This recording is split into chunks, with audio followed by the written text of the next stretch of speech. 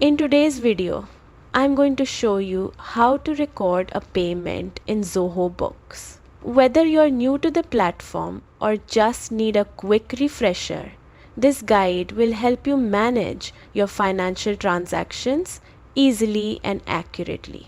Let's get started. First, head to the sales section and open Invoices. Here you'll see a list of all your issued invoices. This is your main hub for tracking sales transactions. Find the specific invoice you want to record a payment for and click on it to open the details. Now look to the top right corner where you'll see the record payment option.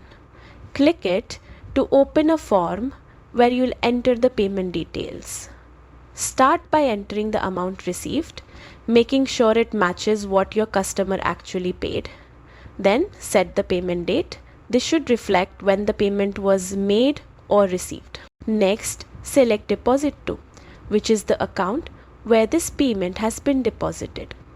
Choosing the right account keeps your records accurate and makes reconciliation much easier later.